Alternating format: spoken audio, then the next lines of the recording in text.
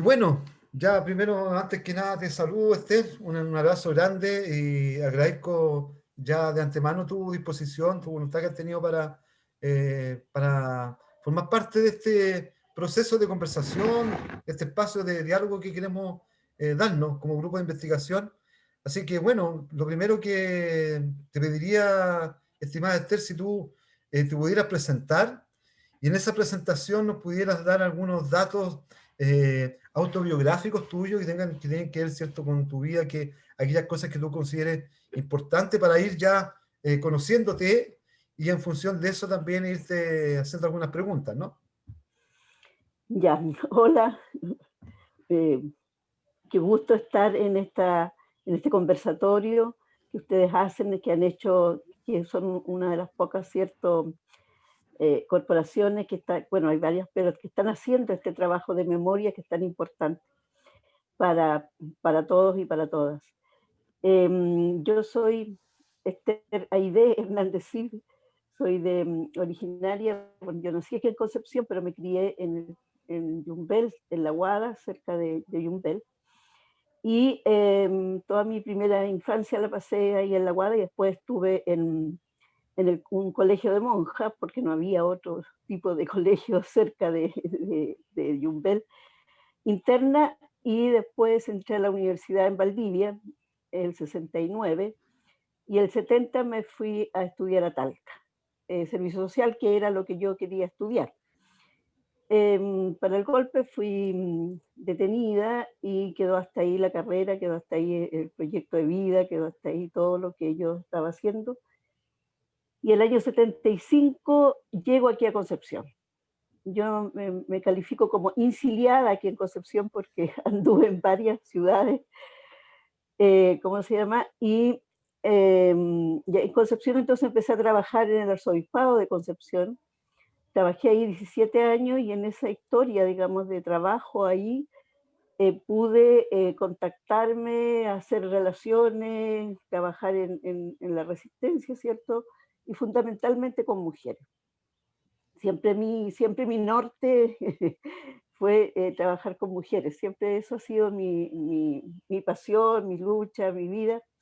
Así es que afortunadamente yo digo que soy privilegiada en ese sentido porque pude hacer lo que yo quería y lo que yo soñaba y lo que a mí me gustó siempre. Soy, entonces, bueno, me titulé como asistente social acá en la Universidad de Concepción, porque de la Universidad de Talca, sede Chile, de la Universidad de Chile, me expulsaron, que fue una expulsión, habían como dos tipos de expulsión, una expulsión que te expulsaban y después tú podías recurrir a que te pudieras volver a la universidad, y otro tipo de expulsión que era expulsión de todas las universidades del país. ¿Ya? Yo estuve en esa por terrorista. Entonces, no pude volver a la universidad y bueno, tampoco tenía ni los medios ni nada para volver. Así es que me puse a trabajar acá en Concepción y vuelvo el 92 a estudiar. Fuimos compañeros de curso o de la universidad. Bueno, entonces, en, y en esa pequeña autobiografía, bueno, yo soy hija única, no tengo más hermanos, digamos, por parte de padre. O sea, tengo hermanos por parte de padre que no conozco, y tengo, ¿cómo se llama? Y hermanos por parte de padre social también. Pero, así, en realidad fui sola.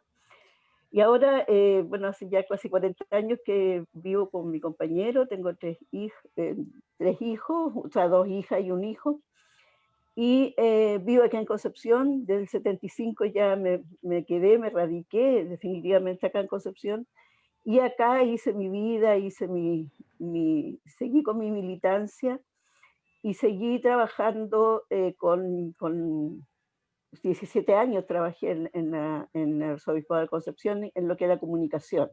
Entonces teníamos eh, por lo mismo tenía bastante relaciones, ¿cierto?, con todo lo que era el Arzobispado de Concepción, con lo que era la vicaría, que en realidad se le decía vicaría, pero acá se llamaba Departamento de Servicio Social. En un principio Comité Pro Paz y después Departamento de Servicio Social y después Pastoral de Derechos Humanos. Entonces trabajamos en esos años, en comunicaciones tenía el lema de trabajar por los, o sea, no callar en primer lugar y trabajar por los que no tienen voz, hablar por los que no tienen voz. Esther, Eso un poco. Esther, y una pregunta que me surge desde ahí, ¿cómo nace tu compromiso político? No sé si en algún momento tú entraste a militar. Viviste años bastante convulsionados, me imagino, antes del golpe. A ver si nos puedes contar un poco eso, cómo nace Claro, ese compromiso político antes del golpe. Porque ya sí, cuando llega el año 75 aquí a Concepción, llegas en un momento totalmente distinto, difícil. A ver si nos puedes claro. comentar eso. Lo que pasa es que yo viví, o sea, mi papá era un hombre con ideas de izquierda, o sea, era más bien con ideas comunistas.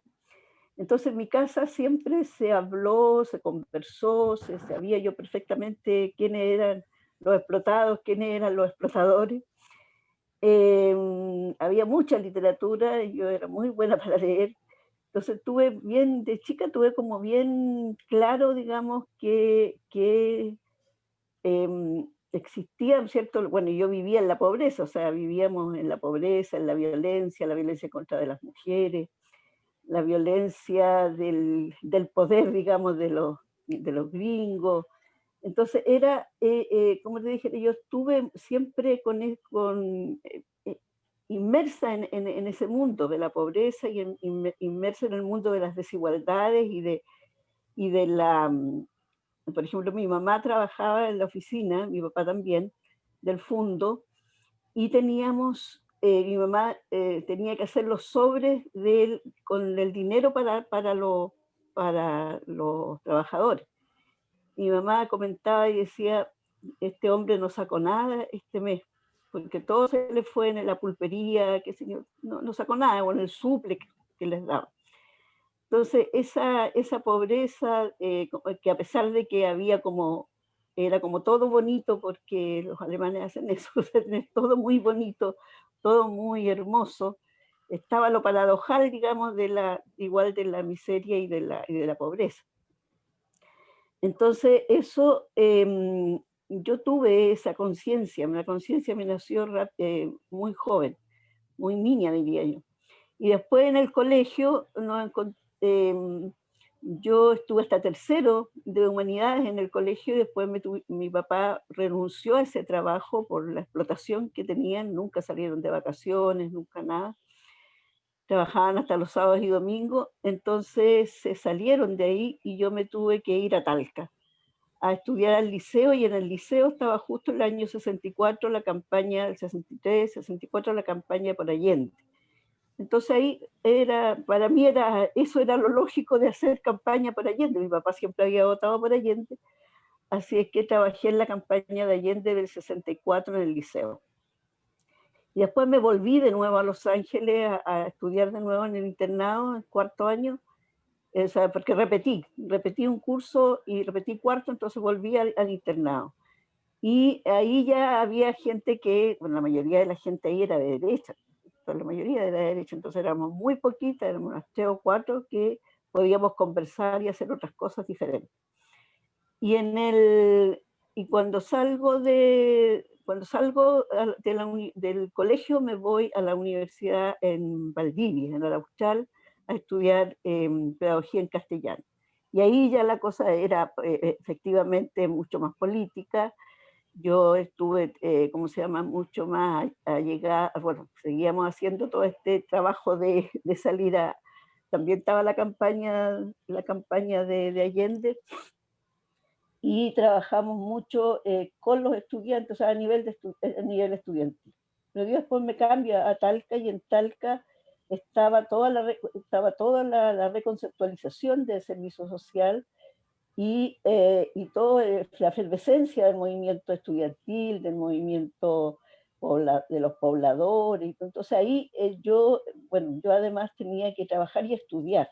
Estamos ya pensando Entonces, en a esa, fines de la década del 60, ¿verdad? claro, a fines de la década del 70, el 70. El 60. Entonces yo estudiaba y trabajaba en Talca y vivíamos de la beca que nos daba la Junaed, ¿ya? Pagábamos muy poco en la universidad, no pagaba casi nada. Tengo todavía ¿cómo se llaman? Las colillas de los pagos, porque era de acuerdo a lo que tú tenías, o sea, no pagabas nada.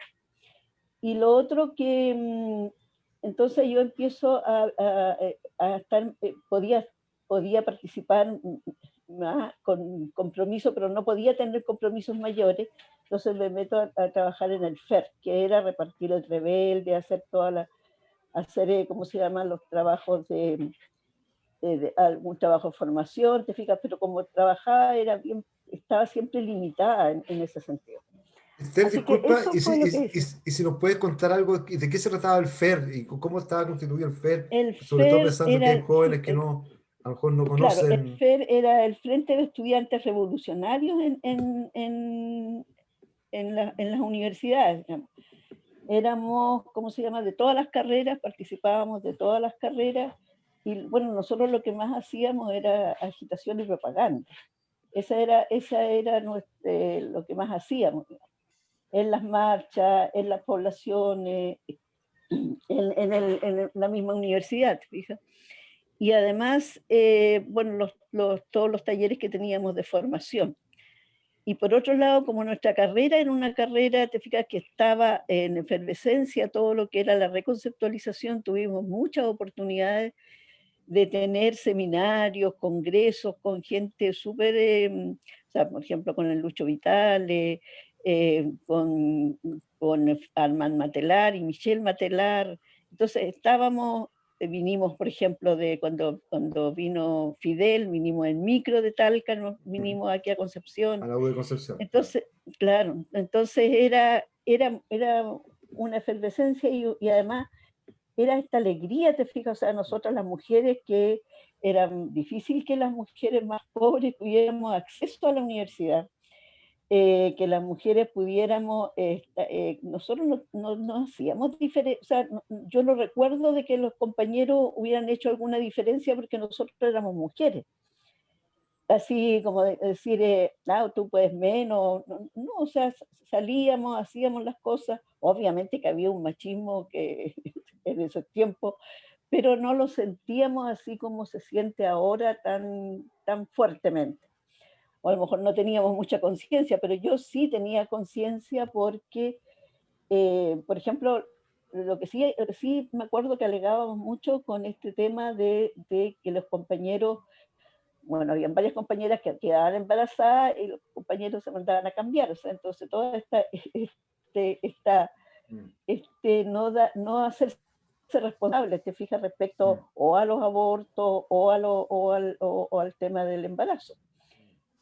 Entonces, eso sí, nosotros conversábamos mucho con las compañeras eso y también se lo planteábamos a los compañeros. Pero entonces, en ese sentido, te fijas, eso era lo que hacía yo, por lo menos, o sea, era lo que yo podía hacer, ¿ya? Y, y lo otro, bueno, trabajar en las poblaciones. Nosotros trabajábamos, bueno, además porque hacíamos la práctica, desde el primer año hacíamos práctica en las poblaciones, o sea, porque ya sabías, lo que se trataba, ¿cierto? Era de que no siguiéramos con este modelo de individualismo, de caso y que era el caso, sino que era que la población, ¿cierto? Los pobladores y pobladoras vieran su realidad. Entonces, con el método de Paulo Freire, de cierta alfabetización, y además nosotros íbamos, por ejemplo, a colaborar en todo, o sea, colaborábamos haciendo en la JAP, en la que era la Junta de Abastecimiento Popular, porque estaba todo esto de lo mismo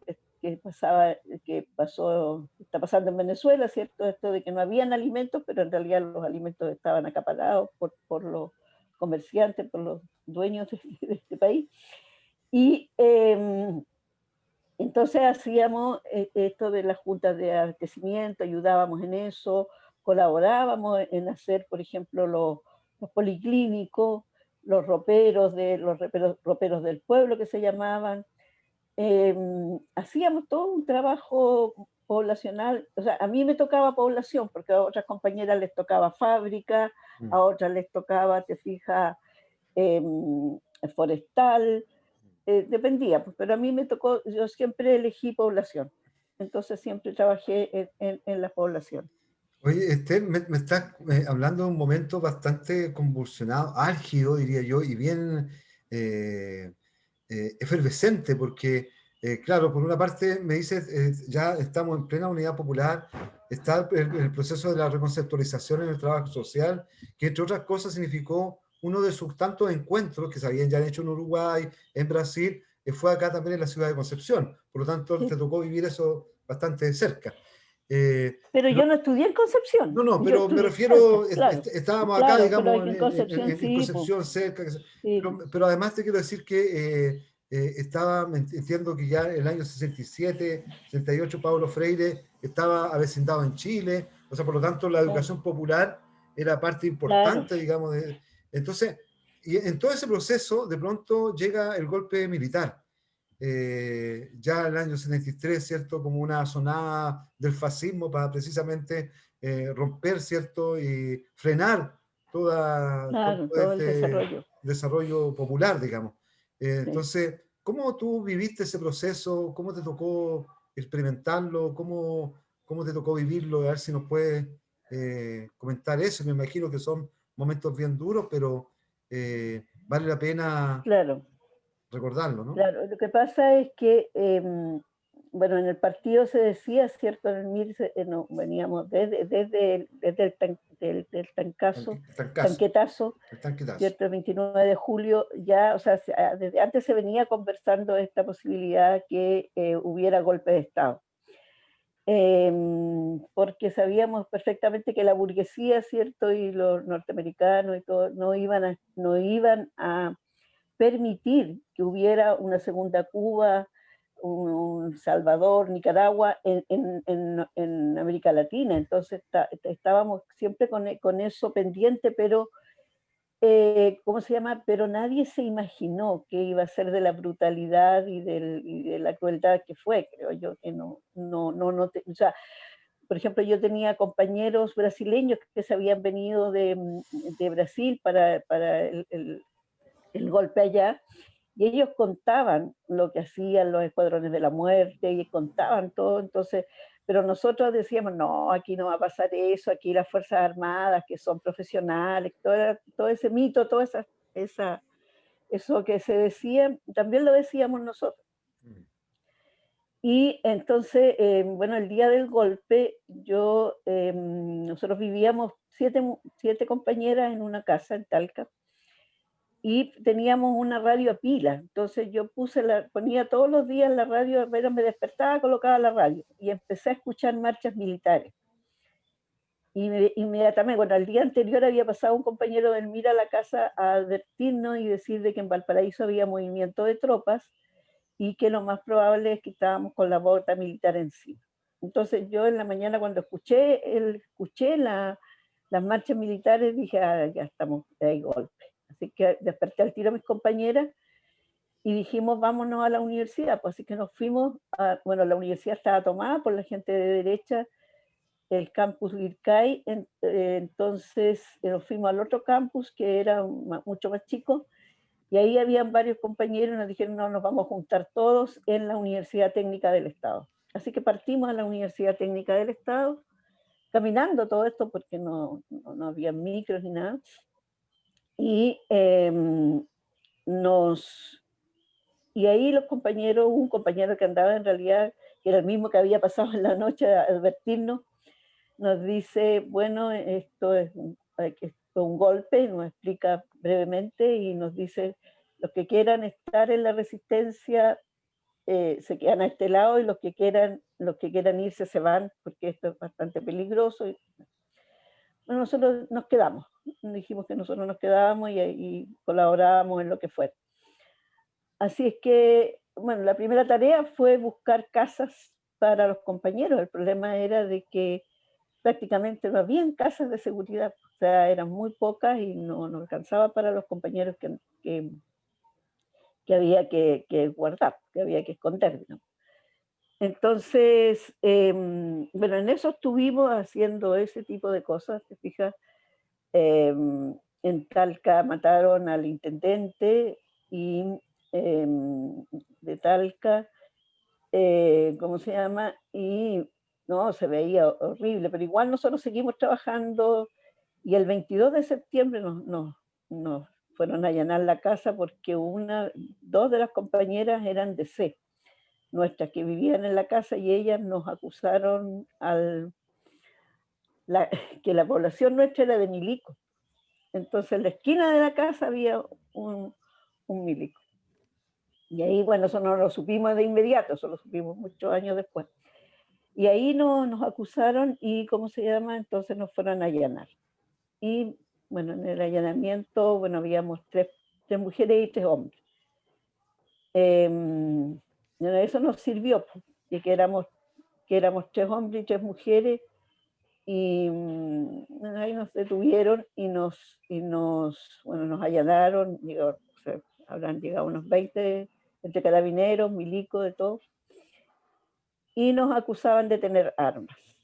Entonces nos llevaron al regimiento y ahí nos empezaron a interrogar, o sea, nos interrogaron y nosotros no teníamos idea de nada, pero igual nos llevaron al Buen Pastor.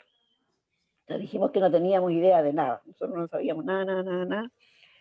Y los chiquillos nos habían dicho, en la Cuca, nos llevaron atrás en la Cuca sin íbamos los 6, y nos dijeron es preferible que pasen por prostitutas que pasen por revolucionarias.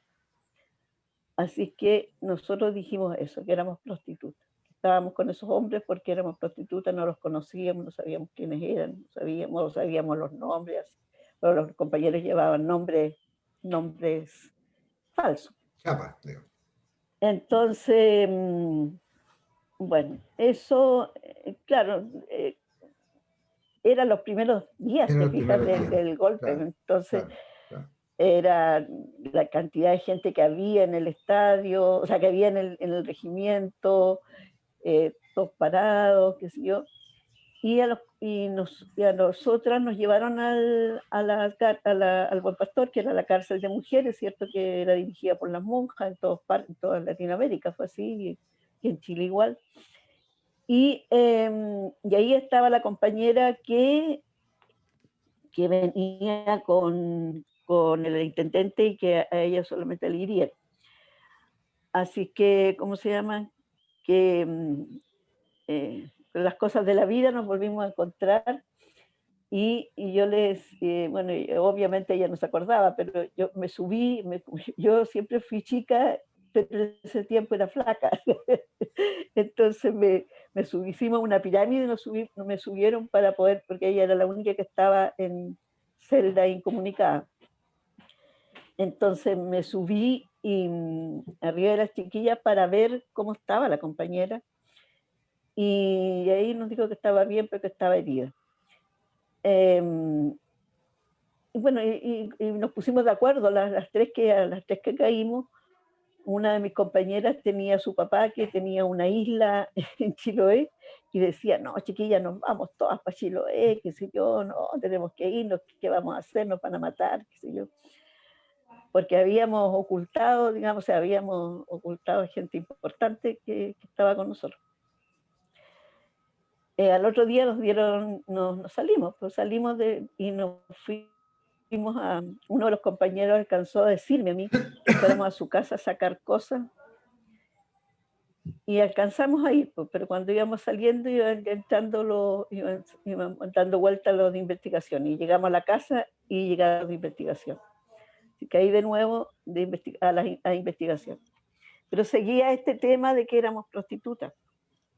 Entonces eso fue, digamos, complejo en términos de que los tipos creían eso y fueron en la noche, nos soltaron porque alguien dijo, ¿pero qué están haciendo? Están muñecas aquí. Una de mis compañeras era de Talca, entonces ella conocía a mucha gente. o de ahí de San Javier, que ya la conocía mucho. Y así que nos soltaron y nos fuimos a la casa, y bueno, y en la noche llegaron los boinas negras y ahí, ahí a mí me sacaron y a las compañeras la secuestraron. Entonces ahí ya vino Más duro. más la cosa más compleja porque, como te dijera yo, si nosotros habíamos dicho que éramos prostitutas, bueno, teníamos que actuar como prostitutas, pues esa para ellos era eso. Pero yo igual le dije al tipo que lo iba a denunciar, así que yo fui al otro día al obispado de Talca y lo denuncié, y el obispo, que no era obispo en ese momento, era Alejandro Jiménez, me dice, ya, yo voy a comunicarme con ustedes, venga mañana, y cómo se llama, pero para ver qué es lo que se hace. Así no me acuerdo cuándo, pues la cuestión es que volvieron las chiquillas, porque yo me fui de la casa y volvieron a ir y qué sé yo, no, era un escándalo porque iban los carabineros, iban las investigaciones, iban los de los boinas negras, iban todos. Entonces el cura nos tuvo que meter en un convento. Entonces estuvimos no sé cuánto tiempo en un convento.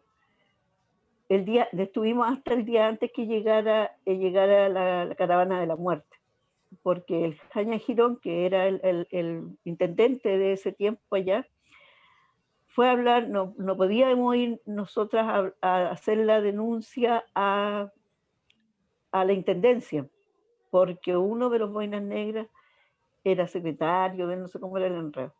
La cosa es que fue al convento. Y ahí nos dijo, no, ustedes tienen que irse, váyanse inmediatamente, yo les pido disculpas por todo. Ya nosotros sabíamos que sabían quiénes eran las personas, así que les dijimos, bueno, que nosotros habíamos mentido porque eran compañeros nuestros de la universidad. Así es que así fue, pero ahí, o sea, se rompió todo, o sea, nosotros salimos con lo opuesto de Talca. Yo no podía ir a mi casa porque, ¿cómo se llama? Mi papá no iba a entender nada, mi mamá había muerto, así que no tenía, no tenía muchas redes, y me fui a la casa de una tía sin decir absolutamente nada. Y así anduve dando vueltas por harto lados, hasta que me vine aquí a Concepción y empecé a trabajar Eso, acá. Esther, y cuando llega a Concepción, año 75, Sí. ¿qué recuerdas? ¿Cómo es ese momento, esa llegada a Concepción? Pasa de que yo me vine a la casa de la profesora que yo había tenido en la preparatoria en el campo. Entonces, también vivíamos con mucho susto porque un hijo de ella también había estado detenido, ¿cómo se llama? Su hija había tenido que salir de economía, estaba estudiando en economía, y entonces era vivir siempre con mucho susto, como te dijera yo, no, yo tampoco tenía que buscar trabajo, no encontraba trabajo, vivía en eso, ¿cómo se llama? Me fui a trabajar de empleada doméstica y donde me fui a trabajar, la persona, el dueño de casa, era carabinero retirado. Mm. Entonces, ¿cómo se llama? Era muy angustioso el estar trabajando ahí. La cosa es que al final me encontré con un primo y le conté que estaba trabajando ahí. Me dijo, ¿cómo se te ocurre que si andate a mi casa? Y me fui a la casa. Pero el drama mío era que yo había vivido por cuántos años sola, o sea, vivía, o sea, como te dije yo, sin depender de nadie, ya sin esa dependencia, y yo estaba acostumbrada a ser autónoma, a trabajar.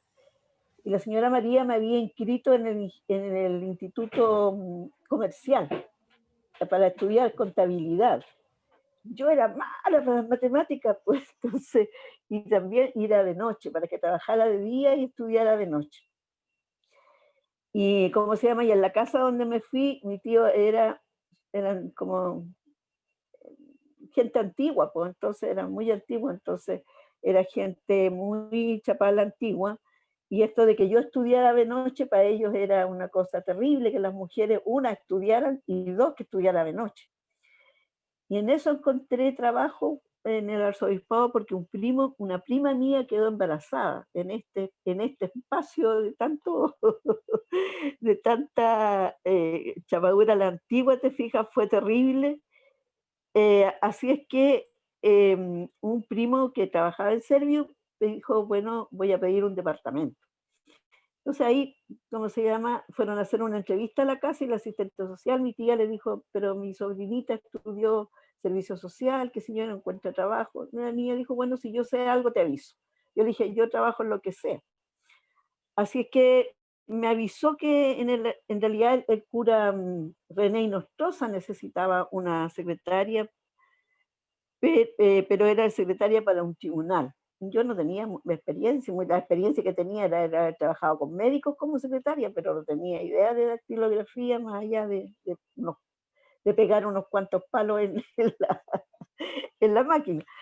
Así es que, y ahí se acordaron que en comunicaciones, que la hermana Ángela necesitaba una secretaria. Así que ahí empecé a trabajar como secretaria. Pero como te dijera yo, el ambiente era, o sea, nadie hablaba. O sea, cuando yo llegué al arzobispado, eh, de repente empezaron a aparecer periodistas, estaba el Enrique Moreno, como se llama, todo el mundo se cuidaba mucho de no hablar, de no decir nada. Pero ya cuando empezamos a ir cuando empecé a ir a la vicaría y empiezo a ver a las compañeras de los detenidos desaparecidos, todavía, y ahí empezamos a hablar. Y además, yo les decía, yo había estudiado servicio social, entonces con las colegas que eran asistentes sociales nos hicimos amigas, nos fuimos a vivir juntas, éramos cuatro asistentes sociales, más una compañera no, pues las cuatro éramos asistentes, o sea, ellas eran asistentes sociales, yo no, pero igual me consideran como... Eh, entonces, una había estudiado periodismo. Entonces éramos, como te dijera yo, ahí empezamos como ahí empezamos a tener un poco más de confianza y a conversar algunas cosas, porque no todo se conversaba, no. Era mucho silencio, mucho estar callados, no se hablaba mucho. Y bueno, tuve la suerte de que ahí llegó gente que, bueno, incluso algunos periodistas se fueron porque estaba llegando mucha gente upeliente, entre comillas.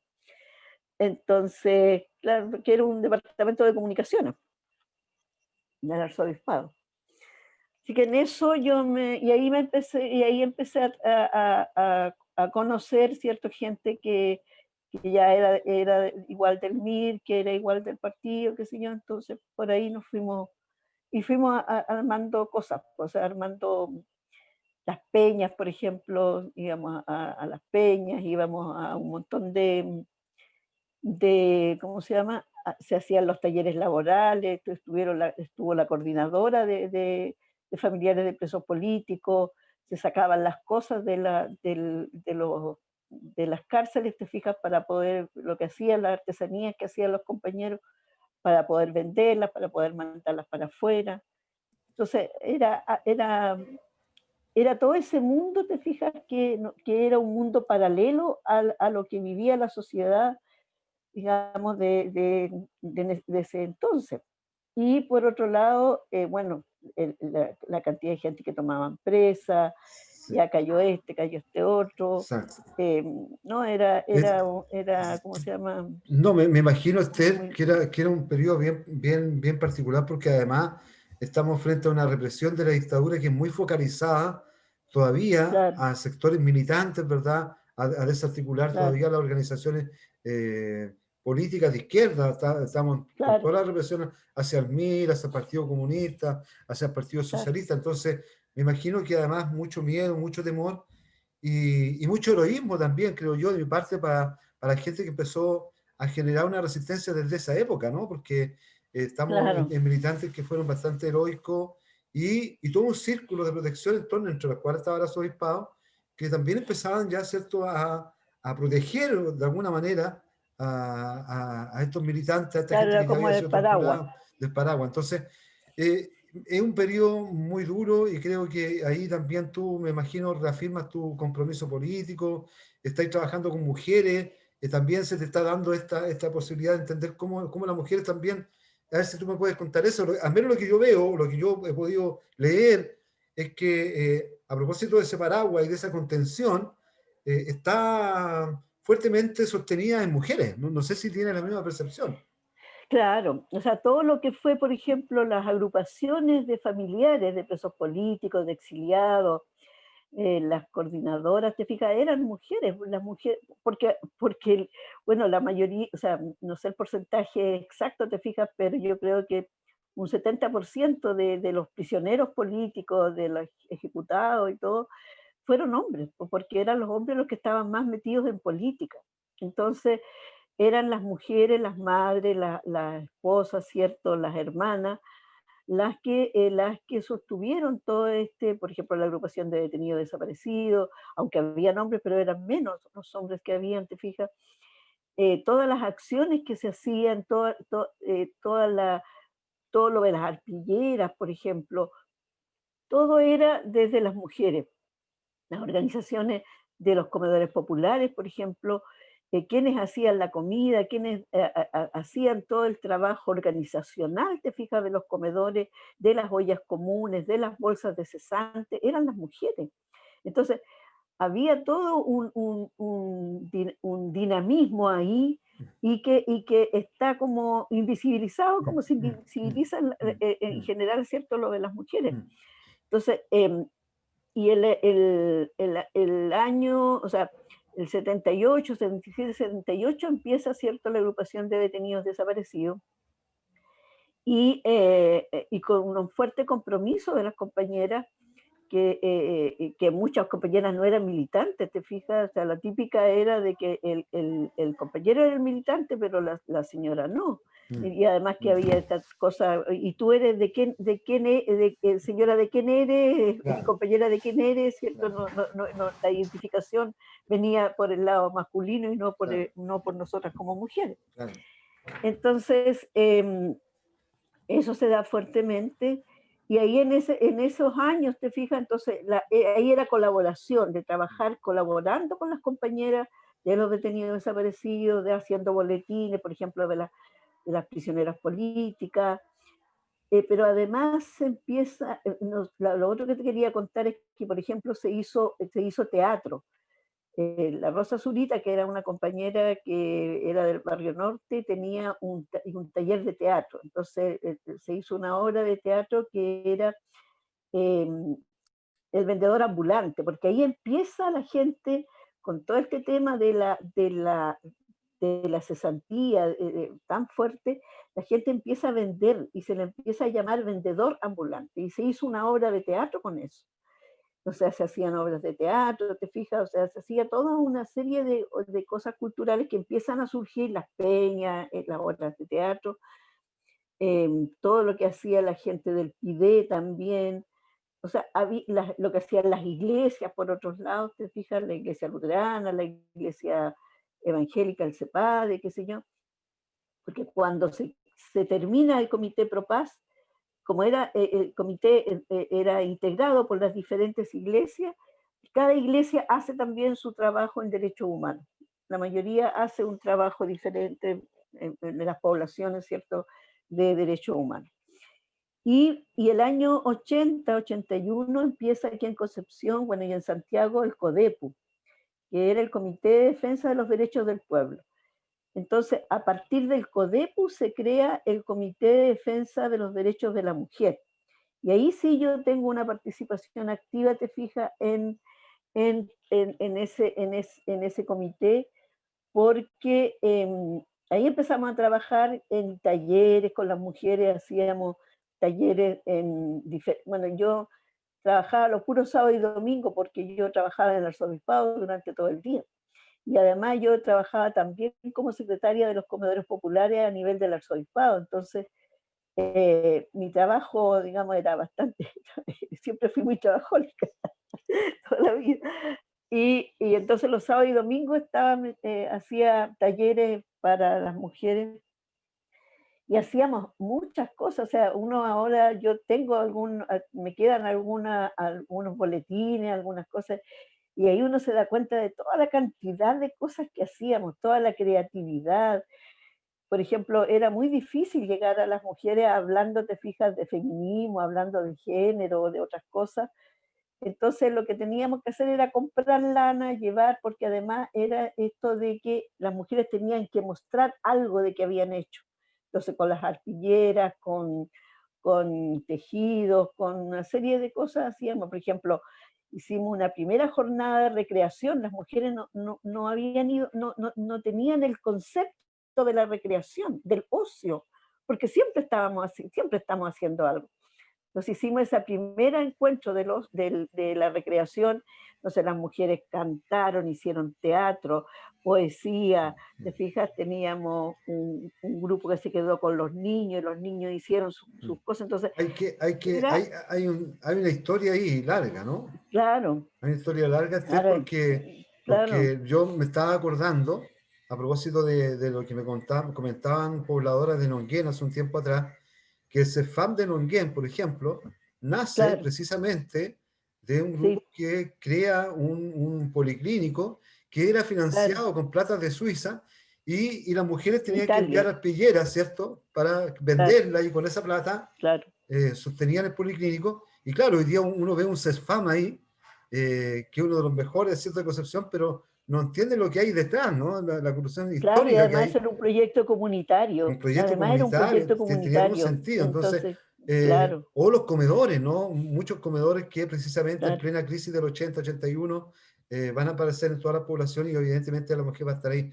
Eh, y bueno, yo creo Desde que el de alguna manera, 76 empiezan los comedores. claro, entonces yo creo que de alguna manera hay una anticipación, creo yo, y a un tema que te quiero llevar, que ya vamos a entrar a una segunda fase, creo yo, ¿ah? Esto Claro, un poco sí, que sí, tiene sí, que lo que ver dicen, ya sí. con una fase ya más bien como de explosión social, podríamos decir, ¿no? Claro, Eh, claro, ya a partir del 83, derechamente, pero que se va a empezar ya a construir desde antes, desde el 81, 82, pero ya el 83 aparece ya de manera las explosiva, primeras ¿cierto? protestas.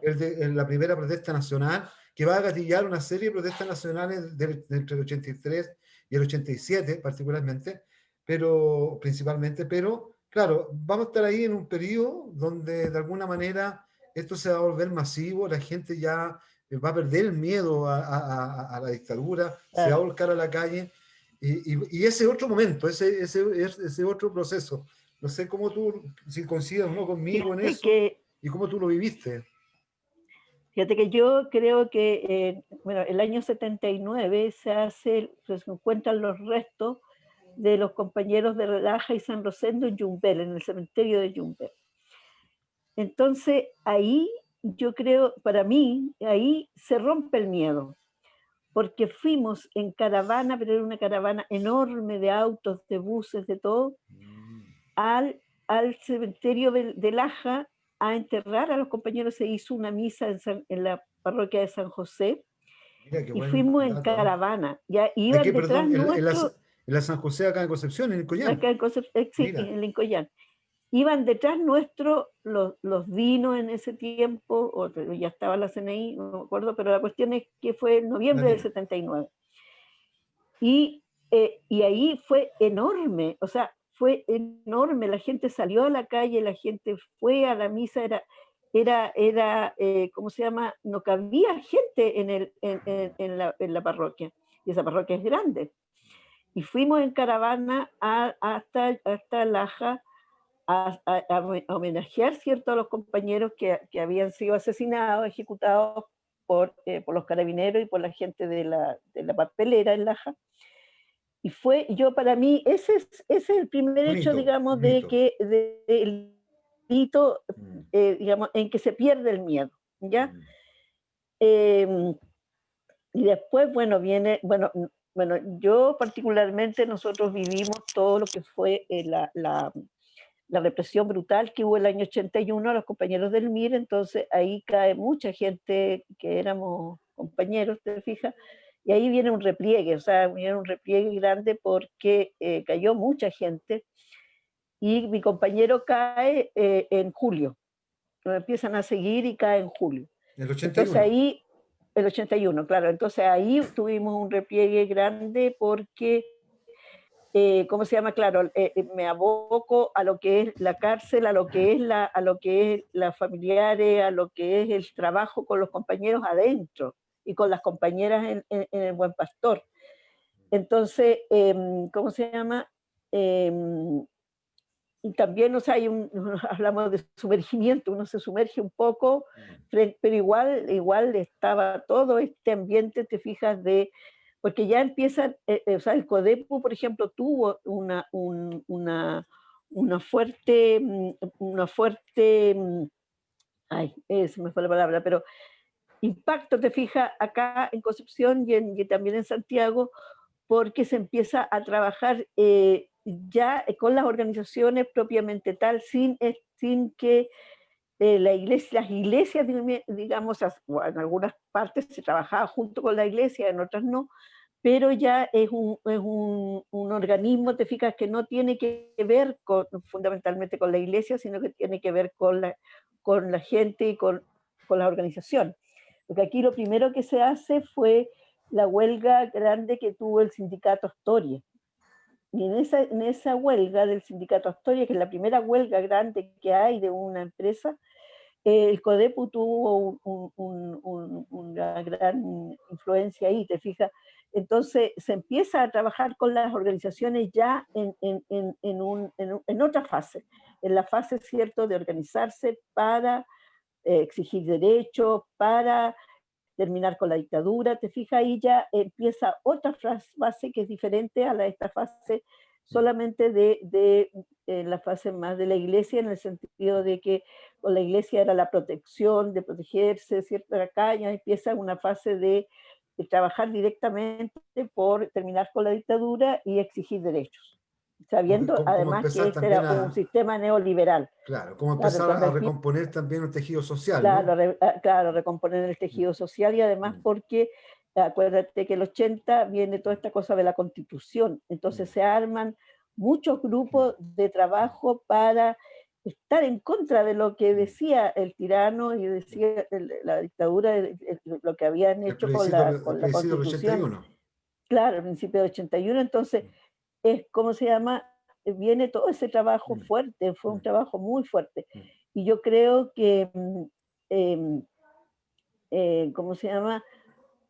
Bueno, además yo después de este trabajo en el CODEM, también trabajamos con un grupo que se llamó Janequeo, que era un grupo que también trabajábamos con pobladora, pero era más, además de formación política, fíjate, o sea, de formar políticamente a las mujeres más desde el marxismo, digamos, hacíamos un trabajo mm, más político. mm, Pero como todas eran compañeras que trabajaban en las iglesias, las despidieron a todas mm, mm, por hacer proselitismo político. mm, Entonces, se terminó el janequeo mm. las janequeos porque no, pero nosotros seguimos siendo amigas y seguimos llamándonos las janequeos y seguimos manteniendo el vínculo. O sea, sigue existiendo Janiqueo, en el fondo, Sigue existiendo el janequeo. claro, de distintas formas. Entonces fuimos, y ahí yo quedé el año 84, al principio del 84, Mm, yo quedé embarazada, entonces estuve todo el año, hasta agosto del 84, o sea, yo estuve en cama porque tuve un embarazo muy complejo, complicado. Entonces, ya todo el año hasta el 86, 87, no, pues mi segundo hijo nació el 86, entonces ahí yo, como te dijera yo, por esto del ser madre, trabajadora, dueña de casa, todo, ya me no estoy comprometida como estuve comprometida antes. Te fijas que para mí fue muy terrible no estar, por ejemplo, o sea, estuve 8 meses en cama me sin poder imagino. salir. Así que era terrible no estar, No no poder ir a las estar ahí protestas, no estar, claro, claro, claro, no estar, ¿cómo se llama? No estar con las mujeres, no claro, estar claro. haciendo trabajo, Oye, no trabajando. Esther, mira, tal como te señalaba, yo siento que tú eres una testiga privilegiada de todo el proceso de desarrollo político que ha tenido el movimiento de mujeres y el movimiento feminista en las últimas décadas. Ya nos contaste lo que pasó en la década 70, en la participación y el protagonismo que tuvieron en la década de los 80 las mujeres, y hoy día ha habido en estos nuevos años una nueva explosión del movimiento feminista, del movimiento de mujeres. Entonces me gustaría que tú me pudieras contar tu percepción, tu impresión de aquello. O sea, cómo analizas y cómo reactualizas ese tema hoy día. Mira, yo creo bueno, siempre han habido otras, siempre hubieron otras, se dice, o sea, no es que antes de nosotras hubieron otras mujeres, ¿cierto?, que estuvieron trabajando, pujando por esto, por por ejemplo, el movimiento cierto de emancipación de la mujer chilena, el MEMS, durante, por ejemplo, el MIR tuvo un frente de mujeres revolucionarias que no aparecen mucho, te fijas, pero cuando se empieza a investigar, ahí estaba la Marta Zabaleta, que era una mujer economista, que era argentina, que se había venido del 65, 64, parece, llegó aquí a Concepción. Estaba la María Vampirria, que como se llama, junto con Teodoro dos Santos, hacen todo este trabajo de los intelectuales que llaman del MIR, ¿te fijas?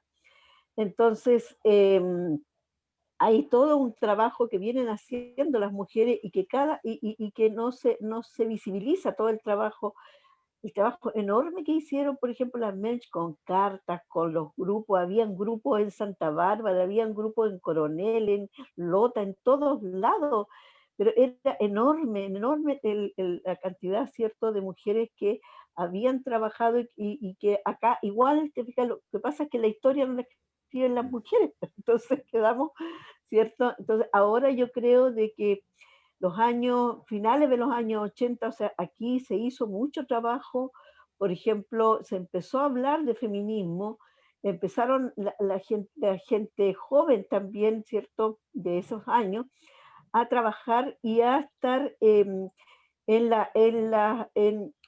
la fábrica, en los colegios, en las universidades, hacer el 8 de marzo, hacer una serie de conmemoraciones y de trabajar a través del arte, de la música, de la poesía. Y cuando viene los años 90, ¿cierto? Todo este periodo, entre comillas, de transición, que en realidad para mí nunca fue una transición democrática, sino que nos quedamos en la dictadura siempre. Eh, claro, viene o sea, las mujeres que habíamos trabajado para que tuviéramos otras condiciones, te fijas, para que las condiciones y la situación de las mujeres cambiara, empezamos a darnos cuenta de que no, o sea, que esto, lo que estaba haciendo la famosa concertación, no era no era lo que nosotras queríamos, no era lo que, o sea, la participación, por ejemplo, de las mujeres, o sea, cuando Lagos hace un decreto de participación, yo recuerdo que en ese tiempo yo trabajaba en el CERNAM y decía, pero ¿cómo es posible que tengamos que tener un decreto de participación si la participación es un derecho? No tenemos por qué tener un decreto, o sea, nosotros tenemos que participar. Y hacían unos talleres y yo decía, pero si estos talleres nosotros los hacíamos, no es, o sea, es la educación popular lo que tenemos que hacer. Bueno, pero la cosa era de que, te fijas cómo hubo toda una baja, por así decirlo, en esos años, porque la mayoría de las mujeres se fueron a lo institucional, a la institucionalidad, te fijas, a trabajar las que estaban los trabajos que estaban en las poblaciones, que eran de los movimientos feministas.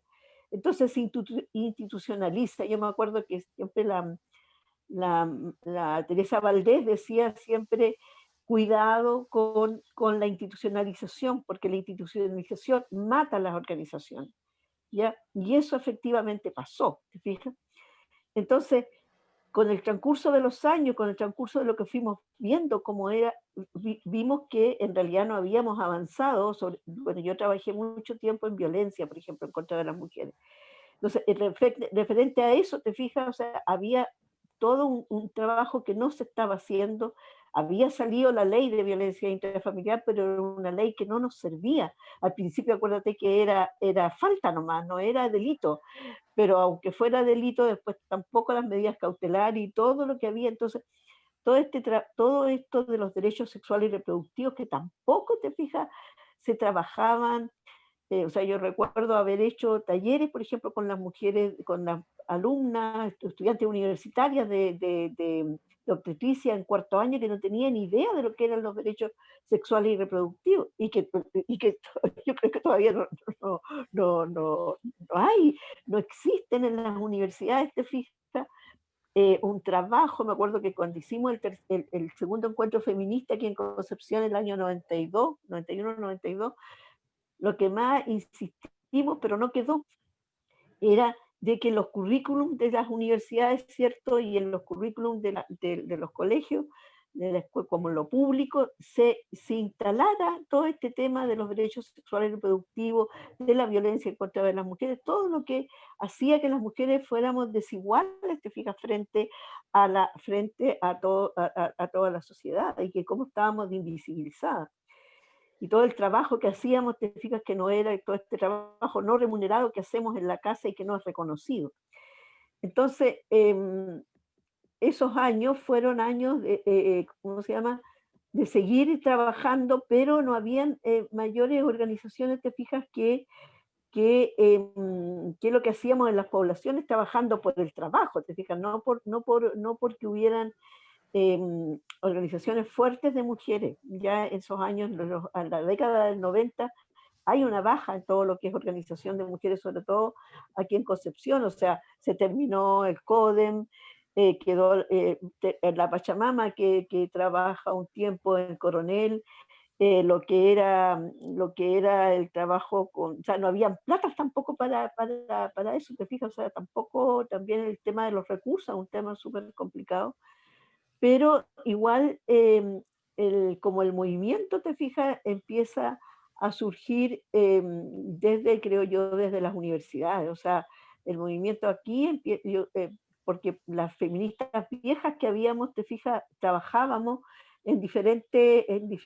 organizaciones, pero no había una organización, de lo que yo me recuerde, porque es lo que yo estoy planteando, que aglutinara a todas estas mujeres y dijéramos, ya hagamos, o sea, hacíamos diferentes cosas, pero dentro de instituciones como ONG, como el Instituto de la Mujer, te fijas, o el programa del CEPADE. Yo trabajé después en el programa del CEPADE, después trabajé en el programa de la Iglesia Luterana, y lo que habían eran redes, te fijas, por ejemplo, estaba la la red regional en contra de la violencia. Y eso lo potenciamos mucho, ¿te fijas? Pero también cuando se empieza a institucionalizar, vuelve a pasar la misma historia de siempre.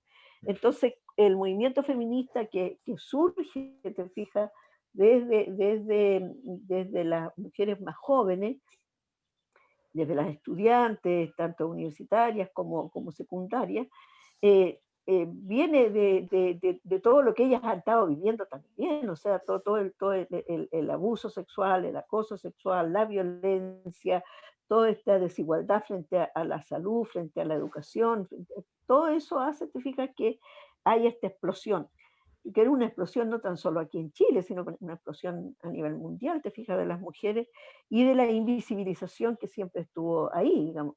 Y todo esto del poder, digamos, cómo trabajamos el poder, te fijas, porque no es tan solo, no es tan, o sea, cómo a este movimiento le damos contenido desde la clase, desde el género, desde las disidencias sexuales, te fijas, desde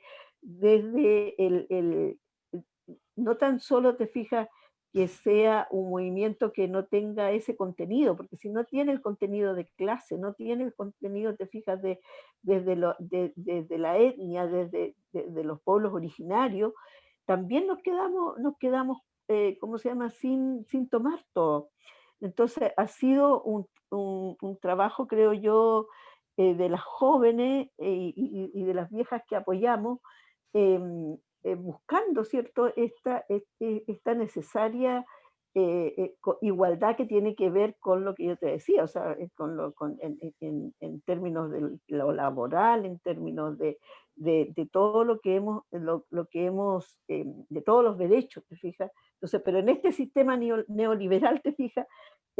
Obviamente que no, las mujeres estamos muy en desventaja. O sea, donde el consumismo, donde el individualismo, la competencia, te fijas, ha sido como lo que se ha trabajado. Entonces, todo este trabajo, por ejemplo, que hacen las mujeres desde las mujeres jóvenes, todo esto de la permacultura, de la visibilización del trabajo artesanal, el trabajo del arte, de la música, cómo trabajar la memoria también a través de ese tipo de cosas. Entonces, ha sido como, como subsistimos, te fijas, frente a todo este sistema neoliberal tan tremendo. Entonces, esta ruptura que hacemos, yo creo que somos las mujeres las que hacemos la ruptura, digamos, con el sistema. Y que eso es lo que hay que seguir trabajando para reconstruir todo este tejido social que ahora con la pandemia estamos mucho peor, te fijas, porque las mujeres volvemos a tener la recarga horaria del trabajo de casa, del cuidado de los niños, de estar con un computador frente a haciendo mil cosas. ¿Cómo se llama? La profesora, yo juro que la gente que trabaja y que tiene que trabajar desde las 8 de la mañana frente a un computador hasta no sé qué hora, horrible, o sea, y las mujeres somos las que pagamos más porque todavía está este concepto de que somos las mujeres las que tenemos que cuidar, las que tenemos que estar, ¿cierto?, a cargo de todo lo que es lo doméstico y además administrar esto, la casa, administrar los niños, los viejos, todo. A propósito de eso, Entonces, sí, no, sí, a propósito de eso, porque claro, yo coincido contigo en que efectivamente parece que ahora hay un despertar que está bien afincado, diría yo, en las mujeres más jóvenes, como tiene que ser, ¿no? En las claro, nuevas generaciones, las estudiantes universitarias. Pero además se abre un nuevo escenario, creo yo, un nuevo escenario político, ¿no? Que tiene que ver, entre otras cosas, con una nueva constitución para sacarnos también esos lastres de una constitución fascista que fue hecha en dictadura. Entonces, claro. a propósito de eso, y como para ir cerrando esta conversación, ¿cómo tú miras ese escenario? Que te quiero hacer dos preguntas en realidad, Esther, en una. ¿Cómo tú miras ese escenario que se abre? eh, Primero eso, ¿cuál es tu mirada respecto de eso? ¿Qué te sucede a ti al pensar que va a haber una nueva constitución, donde todos estos temas, de alguna manera, pareciera que son parte de la discusión que se actualiza, ¿no? El tema de la igualdad de género, el respeto a los pueblos originarios, las diversidades sexuales, las discapacidades, en fin, una serie de temas que creo yo que debieran, es lo que uno espera, aparecer en la construcción de esta nueva carta fundamental. Pero no sé cómo tú ves eso, Esther. Mira, yo soy como un poco, no sé si incrédula, pero con poca confianza, no en lo que podamos, o sea, yo tengo confianza en lo que podamos hacer desde las organizaciones, fíjate, o sea, a mí la forma en que se dio todo este acuerdo y todo esto de la Constitución, encuentro que lamentablemente una vez más, te fijas, se ponen de acuerdo quienes están en una clase política que no tiene credibilidad, que ha perdido la confianza de toda la mayor parte de la población.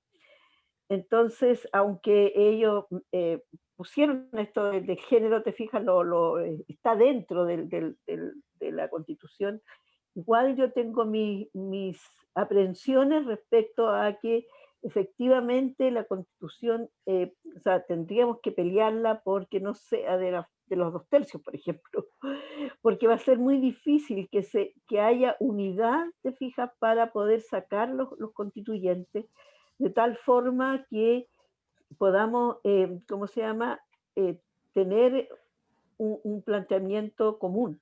Entonces va a ser muy difícil porque como la derecha va a ir en un solo bloque y la gente no digamos de izquierda, sino que la gente es contraria, porque ya no sabemos qué somos, pero va a ir en cuántos bloques, tres, cuatro bloques. Entonces, qué va a pasar ahí? Esa es mi aprehensión, te fijas. Entonces, si no hay cambio en esos 2 tercios y no hay cambio respecto a cómo vamos, por ejemplo, ya está zanjado lo de los pueblos originarios, ¿cierto? Que fueron mucho menos de lo que se había planteado. Entonces, respecto a lo de las mujeres, pero también respecto a cómo a lo mejor este es un trabajo largo que tenemos que hacer. A Ese mí, creo yo que no es un trabajo, ¿cómo se llama?, a corto plazo. Yo creo que es un trabajo a largo plazo que vamos a tener que hacer, que es posible, ¿cierto?, que sean las generaciones nuevas las que tengan que hacerlo, porque esto no va a ser fácil, te fijas, cambiar esta constitución y cambiarla como nosotras y nosotros queremos, sino que, ¿cómo se llama?, ir dando como los primeros pasos para poder hacer esto. Pero tengo esas aprensiones, te fijas, y que, porque sí, pues desde nosotros que tenemos todo una experiencia, te fijas lo que nos exacto, pasó exacto.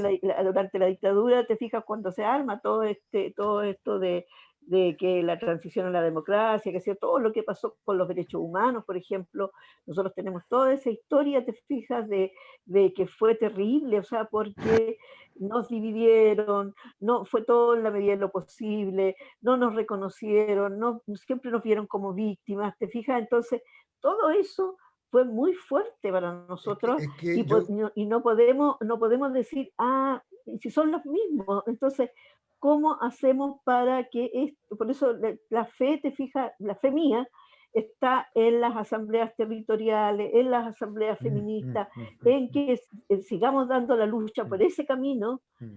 porque lo demás yo seriamente en realidad no lo creo, no creo de que, por eso digo que el camino es largo, A lo que no va a mejor, ser un camino corto. a lo mejor, Esther, te quiero compartir una última reflexión a partir de lo que tú me dices, y a lo mejor, no sé si coincido o no, eh, y ahí creo yo el papel de la memoria es súper importante. ¿Por qué? Porque precisamente yo creo que a veces estos procesos que tú llamas de institucionalización, de cooptación del Estado, ¿verdad? De la organización social, a veces es inevitable, y ya nosotros lo vimos en los 90, ¿cierto? Cuando eh, todo el Estado coopta todo el proceso de educación popular y de ollas comunes y de lucha y lo reconvierte en una institución que va a llamar FOSI, ¿cierto? Claro, Y va a cooptar todo el movimiento de las mujeres, la fuerza de las mujeres, la lucha, y lo va a llamar CERNAM. O sea, ese proceso claro, de institucionalización, creo yo, de cooptación, el Estado lo hace y es parte, digamos, del juego político. Ahora creo yo, sin embargo, que pese a que eso sucede, también en la década del 90 el pueblo, la ciudadanía, como le llamamos hoy día, también se fue para la casa, y se fue para la casa y se fue para el mall, claro, ¿no? Y nos fuimos a claro, comprar y nos cerramos. Entonces yo creo que un claro. poco a propósito de la memoria, yo creo es que lo que el Estado hará lo suyo y intentará institucionalizar, intentará cooptar, pero creo que ahora son las organizaciones las que no se tienen que ir para la casa. Y yo creo que ahí va la memoria, ¿no? Ya Claro, nos fuimos para la casa una claro, vez. claro, Y, claro. No, ahora ya y la no verdad que irnos podemos. para la casa significó que nos matáramos unos con Claro, otros y yo creo que ahí la memoria, creo yo, tiene importancia, ¿no? Para decirnos, ¿sabes qué? Esa ida para la casa fue muy cara, el costo fue muy alto, y hoy día no, pues hoy día no claro. hay que irse para la casa, pues hoy día hay que seguir ahí, No, pues ¿cierto? hay que seguir, ¿cómo se llama? Luchando. Por eso te digo que mi fe está en las asambleas territoriales, Exactamente, a eso quería llegar. en la asamblea Sí. feminista, está en todo ese Mm, trabajo que mm, sigue haciendo, ¿cierto? Que se sigue haciendo en las poblaciones, que lo que no hemos podido trabajar en los sindicatos, por ejemplo, cómo los sindicatos se mm. fueron, te fijas, que todo, o sea, todo cayó en este sistema neoliberal Claro, porque el sindicato hoy que día permeó hay que todo, ver cómo claro, están, que ¿no? permeó Claro. todo la organización, permeó todo lo que era el tejido que se estaba componiendo durante la dictadura, te fijas, entonces, que fue muy macabro, fue muy brutal. Yo encuentro de que hay una perversidad Esther, a propósito de eso, terrible. y quería terminar con esto último, a propósito de lo que tú dices, fue muy macabro, cuando tú piensas o cuando alguien dice dictadura o pensamos en la dictadura cívico-militar en Chile, ¿qué te pasa a ti internamente? ¿Cuáles son los conceptos que tú asocias? ¿Cuáles son las primeras impresiones? ¿Qué le dirías tú o le dices seguramente y le vas a decir, le has dicho a tus hijos, a tus nietos, sobre la dictadura y los riesgos de volver a vivir una dictadura cívico-militar? ¿No? Porque alguien podrá decir, a lo mejor ese es mi pensamiento al menos, que estamos como en dictadura. Y sí, sin duda, estamos como en la dictadura, pero estar en dictadura, creo yo, es otra cosa. Y por eso te decía, ¿qué te pasa a ti cuando te dicen la Es palabra que, dictadura? ya, mira, lo que pasa es que es bien terrible esto, porque tú me dices que estamos como en dictadura, ¿ya? Resulta que como en dictadura uno sabía que estaba en dictadura, ¿ya? En cambio ahora no estamos en dictadura, pero mutilan a los jóvenes, ¿cierto? Matan a los jóvenes y no pasa absolutamente nada, igual que en dictadura. Ya, o sea, sabíamos que había sido un montaje, ¿cierto? Tal cosa, pero sin embargo aparecían los diarios, ¿cierto? Que había así, pero estábamos en dictadura, te fijas, había un marco, por así decirlo. Ahora se supone que estamos en democracia y se hacen cosas terribles igual y ahora no hay iglesia, no hay nadie que defienda, no hay nada y los jóvenes pasan un año completo, han pasado, ¿cierto?, en prisión preventiva y no pasa absolutamente nada, no hay abogados que defiendan gratuitamente, hay que pagar millones para que los defiendan, ¿te fijas? Entonces, eh, nos, nosotros hacemos una obra de teatro y decimos que la dictadura nunca terminó, ¿ya? Entonces, claro, ¿qué pasaba? Claro, teníamos toque de queda. Igual ahora estamos en toque de queda por la pandemia. ¿Ya? Los milicos salían, hacían lo que querían. Ahora salen los carabineros, los milicos hacen lo que quieren. ¿Te fijas? Entonces, es, quizás el miedo es la diferencia. Había mucho miedo en ese entonces, ¿te fijas? Ahora no hay miedo. No está ese miedo que nosotros teníamos. ¿Ya? Entonces, pero a pesar del miedo, nosotros igual hacíamos cosas, o sea, igual estábamos, igual hacíamos. Entonces, la dictadura para mí, te fijas, claro, fue terrible, horrible, ¿cómo se llama? Eh, Perdimos muchos compañeros, muchas compañeras, o sea, el costo fue muy alto, te fijas, para poder estar en esta pseudo democracia. Entonces, por eso a mí me da mucha rabia, o sea, lo que me da es rabia, porque, ¿cómo se llama? Todos los compañeros que perdimos, todos los compañeros desaparecidos, que no se sabe dónde están, que no son capaces, porque han sido unos cobardes, te fijas, para decir aquí, ahí los dejamos. Cuando mintieron en la mesa de diálogo, mintieron, decían que los habían tirado al mar y no. Entonces te fijas, o sea, todo este engaño, es tan perverso el sistema, ha sido tan perverso, y esa perversidad la seguimos. Entonces, para mí, la verdad es que lo encuentro más terrible ahora, en ese sentido, tú sabías quién era el enemigo, ahora no sabes quién es el enemigo, ¿ya? Tú sabías que estabas luchando por votar la dictadura, ahora luchamos por votar, ¿cierto?, a Piñera, pero en realidad lo que tenemos que votar es el sistema. Modelo. Fíjate, Mm, claro, el modelo que tenemos, el modelo neoliberal. mm. Entonces, de ahí te fijas, a mí por lo menos, como si, claro, fue terrible haber vivido la dictadura y no es ninguna, no es para nadie, te fijas, decir, oye, sí, a lo mejor, ¿cómo se llama? Viene otra dictadura. No tendría que venir ninguna dictadura más, te fijas, porque no tenemos por qué someternos, pero seguimos sometidos, seguimos colonizados, o sea, esta decolonización que tenemos que hacer que en toda América Latina, no solamente nosotros. Entonces, es para largo todo esto, es muy larga la conversación, pero yo creo de que tenemos que seguir batallando, tenemos que seguir luchando desde nuestros espacios, desde donde podamos, desde nuestras organizaciones, para que esto nunca más ocurra.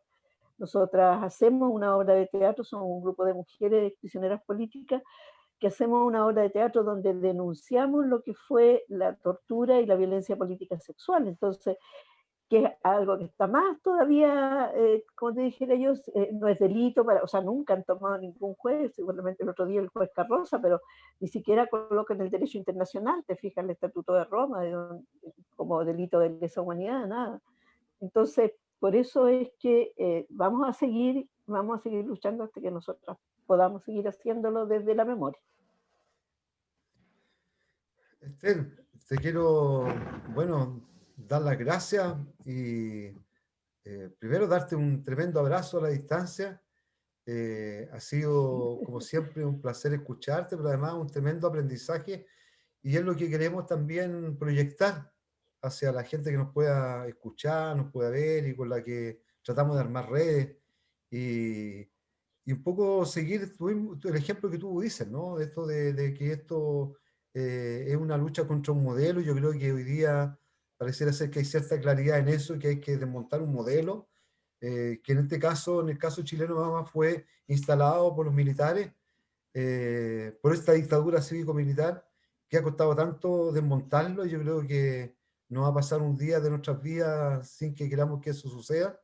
Así que siento que tú eres en ese sentido un tremendo ejemplo y te quiero agradecer, te quiero dar un gran abrazo y eso, pues ojalá poder encontrarnos ya en otros espacios Sí, pues, y seguro siempre sí, además que tú vayas a estar ahí en nuestra primera línea. Así que a ver si te sí, quieres despedir con alguna última palabra. Yo ya. por mi parte, darte, como te decía, un gran abrazo y un tremendo agradecimiento a nombre mío en particular, pero también de nuestro equipo de trabajo, que además tú, por cierto, los conoces muy bien. Exacto. Muchas gracias por el espacio y yo creo de que tenemos que seguir adelante y que tenemos que hacer la unidad. O sea, tenemos que unirnos de alguna forma para poder derrotar este modelo, porque de lo contrario nos va a pasar la planadora nuevamente. Entonces, no, yo creo que tenemos que ser fuertes y tenemos la fortaleza. Y tenemos las fortalezas que tenemos que partir desde ahí. Así que un abrazo para ti y para los compañeros y compañeras de la organización. Nos vemos. Chao, Esther, cuídate mucho, un abrazo. Chao, chao, chao, un abrazo.